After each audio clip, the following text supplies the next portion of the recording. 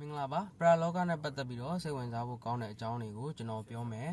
ဒီနေ့မှာတော့ကျွန်တော်ပြောနေကြနေရာမှာပြောရတာပြင်းတယ်အဲ့တော့ဒီနားမှာရှိတဲ့လူမတုံးတော့တဲ့စက်ယုံနဲ့လမ်းကြားကိုကားမောင်းရင်လည်းကျွန်တော်တို့ပရာလောကအကြောင်းပြောကြမယ်နော်ဒီကိစ္စကဘယ်မှာဖြစ်ခဲ့တာလဲဆိုတော့လှိုင်သာယာမှာဖြစ်ခဲ့တာအရင်တော့လှိုင်သာယာနဲ့အခုလှိုင်သာယာနဲ့ကတခြားစီပဲအရင်တော့လူလဲသိမ့်မရှိဘူးအိမ်စည်းမြေစည်းတွေဆိုတော့လဲတန်တယ်ရောင်းရင်တော့ဝယ်မဲ့လူကမရှိဘူးဒါပေမဲ့အခုတော့အိမ်စည်းတွေမြေစည်းတွေဆိုတော့လဲလုံးဝလမ်းပြန်ထွက်နေပြီစက်မှုမျိုးတော်လို့ဖြစ်နေပြီဘာဖြစ်လို့လဲဆိုတော့စက်ရုံအလုပ်ရုံတွေတအားပေါ်လို့ထားပါတော့အဲ့တုန်းကအဲ့ဒီကောင်လေးကသူ့အလုပ်ကရန်ကုန်ထဲမှာသူကရန်ကုန်မှာနေပိုင်းအလုပ်လုပ်တယ်ညပိုင်းဆိုရင်သူကသူ့ဖိုင်တိုင်ကိုပြန်တယ်သူကတောက်တက်စားတဲ့အကျင့်တော့မရှိဘူးသူကဗမားသွားတာလဲဆိုတော့သူ့အိမ်ကိုပြန်တဲ့အခါမှာသူ့အိမ်နဲ့ခြံနေဆိုရင်အိမ်ကအနောက်ဘက်ကိုတိုးပြီးတော့စောက်ထားတာပြီးတော့ခြံဝါးဝါမှာသူကကြောက်စီချပြီးတော့အဲ့မှာရေချိုးတာတွေပါတယ်လုပ်တယ်ပေါ့နော်အိမ်သားကတော့ဟိုးအနောက်ဘက်မှာသူကအပြင်ကနေပြန်လာတယ်ယောက်ျားလေးတဘာဝအသေးတအားပေါက်ချင်တဲ့အခါမှာခြံဝင်ချင်းမှာရေစီးခြေထောက်ကိုရေစီးပြီးတော့တေးပေါက်တယ်ပေါ့ဗျာသူ့အမေကတော့ပြောတယ်တာဒီမှာမပေါက်နဲ့အဆင်မပြေဘူးအိမ်ရှိကြီးမှာပေါ့နော်အပင်တွေလည်းရှိတယ်ဆိုတော့သူကတော့သူ့အမေရှိမှာတော့ဟုတ်ကဲ့ပေါ့ဒါမဲ့တအားပေါက်ချင်လာတဲ့အချိန်ကြီးဆိုသူကအဲ့လိုအမှုမှတ်မဲ့လှုပ်လိုက်မိတယ်ပေါ့ဒါလိုနဲ့နေလာရင်လည်းသူကတနေ့တော့အဲ့လိုမျိုးကောက်ခံကြီးဖျားပြီးတော့ဘလောက်မှမကြောက်ဘူးသူကဆုံးတော့သူ့အမေတို့ကလည်းရုတ်တရက်ကြီးဒီသားလေးကိုပဲအားကိုးနေရတာဆိုစင်မကောင်းဖြစ်ပြီးတော့ငိုကြယိုကြပေါ့လေဒါမဲ့လည်းထုံးစံအတိုင်းလှုပ်တဲ့နာတော့လှုပ်ပြီးတော့ဘုန်းကြီးတရားနာအမျှဝေဒါတွေလည်းလှုပ်ပြီးတယ်ပေါ့နော်လှုပ်ပြီးတော့သူ့အမေကလိုပဲနေတာပေါ့ဒါမဲ့တစ်လနှစ်လလောက်ကြာတော့ဘာထူးဆန်းလာလဲဆိုတော့6တာတော့မဟုတ်ဘူးအဲ့ဒီကောင်လေးကသူ့အမေကိုအိမ်မက်ပေးတ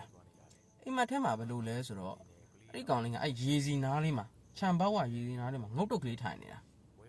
ာငုတ်တုတ်လေးထိုင်တော့သူ့အမေကအိမ်မက်ထဲမှာသူ့သားကိုမြင်တော့တာဘာလုပ်နေတာလဲဘောအဲ့ရေစီနားမှာကြည့်လိုက်တော့အိမ်မက်ထဲမှာကြည့်လိုက်တော့အဝတ်တွေဘာလဲမပေါအောင်စုပ်ပြတ်နေတာပဲစုပ်ပြတ်နေပြီးတော့တာဝင်လေးအိမ်ထဲကိုဝင်လေးနင်းဘာလုပ်နေတာလဲအဲ့ရေစီနားမှာချမ်းလားဆိုတော့သူ့အမေကအိမ်မက်ထဲမှာသူ့သားလေးကိုခေါ်တာခေါ်တဲ့ချိန်မှာသူ့သားလက်ခါပြတယ်ဝင်လို့မရဘူးတဲ့စကားတော့မပြောလို့မရဘူးပေါ့စကားတော့မပြောလို့မရဘူ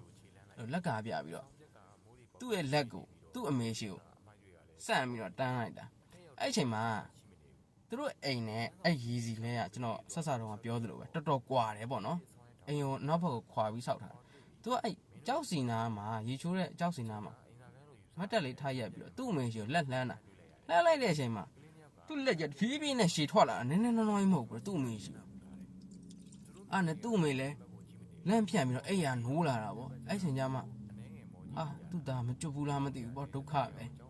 ဆိုတော့လူတွေလည်းခေါင်းချင်းဆိုင်ပြီးတော့တိုင်မြင်ကုန်တာပေါ့အဲ့လိုမျိုးအိမ်မက်ကတစ်ရက်လဲမဟုတ်နှစ်ရက်လဲမဟုတ်ဇက်တိုက်ကိုမှတ်တာသူ့သားလေးကိုအိမ်မက်ထဲမှာမြင်တယ်အဲ့ဒီကြောက်စီနားမှာပဲကြောက်စီလေးနားမှာပဲငုတ်တုတ်လေးထိုင်ပြီးတော့ဆုပ်ပြတ်နေတာပဲဘဲမှလည်းသွားလို့မရဘူးတနေ့တော့နောက်ထပ်အိမ်မက်ထပ်မှတ်တယ်အိမ်မက်ထဲမှာအဲ့ခါအိမ်မက်မှာကျတော့သူကစကားလာပြောတာအမေတဲ့တာဘဲမှလည်းသွားလို့မရဘူးတဲ့သွားစရာလည်းနေရာမရှိဘူးတဲ့မကျွတ်သေးဘူးတဲ့ဒါတည်သွားတာရိုးတန်းတန်းတည်တာမဟုတ်ဘူးတဲ့ဒီမှာတဲ့ဟိုပေါ့နော်အရင်တည်းကရှိနေတဲ့ရဲအဲ့လိုမျိုးအကောင်ရဲမလို့ဘာလို့ပေါ့နော်ရှိတယ်တဲ့သူကတားကိုတတ်တာတဲ့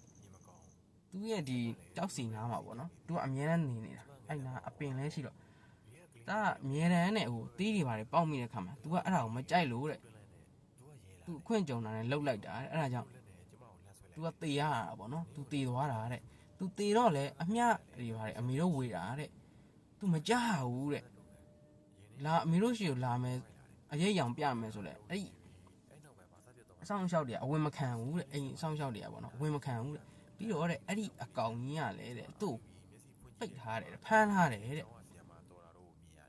ပြီးတော့ဒီလိုမျိုးလာပြီးတော့အရေးရောင်ပြဖို့အိမ်မက်ပြဖို့ဆိုတာလေတဲ့သူတော်တော်လေးကိုစူးစမ်းတောင်းမှန်နဲ့လုပ်ပြီးမှလာရတာပြရတာတဲ့သူ့မှာအချိန်နဲ့တိတ်မရှိဘူးတဲ့အဲ့တော့သူ့ကိုတဲ့ကောင်းရမွန်ရဖို့ဒီ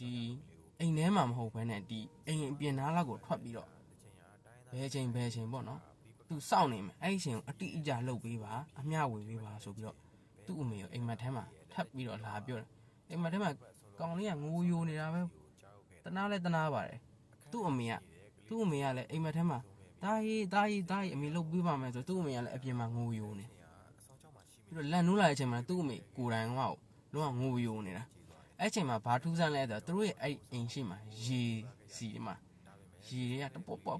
တ်ဆိုပြီးအဲ့လိုမျိုးလူတယောက်ကလက်နဲ့ပုတ်နေလို့အတန်တွေပါထွက်လာတာအဲ့ရဲကြမှာအဲ့ကြမှာအိမ်သားတွေကလည်းလုံးဝငိုယိုပေါ့ပို့ပြီးတော့ဆိုးရွားကုန်တာပေါ့ဒါပေမဲ့နောက်နေ့ကျတော့သူပြောတဲ့အတိုင်းသူပြောတဲ့အချိန်တိုင်းအဲ့လိုမျိုးအမျှမေတ္တာပို့လိုက်တယ်နောက်မျှမေတ္တာပို့လိုက်တော့မှပဲအစဉ်ပြေသွားတယ်ပေါ့အစဉ်ပြေပြီးတော့မှသူ့အမေကိုအိမ်မက်လာထပ်ပြီးတော့ပေးတယ်အမေတဲ့သားအစဉ်ပြေပြီတဲ့ကြတော့အင်ကြီးတွေဘာတွေပါပေါ့ဗျာအမျှတွေပါဝေးသင်္ကန်းတွေပါလေကတ်လိုက်တော့သွားတော့မယ်နော်ဘာညာပေါ့လေသူ့အမေနှုတ်ဆက်ပြီးတော့မှအဲ့ဒါပြန်ပြီးတော့တခြားဘဝကကူးသွားတာသူ့အမေကလည်းအဲ့ဒီကြတော့မှအစဉ်ပြေသွားတာ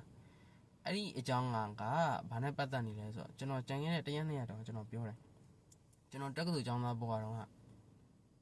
မြင်ခဲ့ရတယ်ကြုံခဲ့ရတဲ့အောက်လန်းတက်ပညာဆိုတဲ့ကျွန်တော်တငယ်ချင်းမိသားစုမှာဖြစ်ခဲ့တဲ့တကယ်အဖြစ်ပြ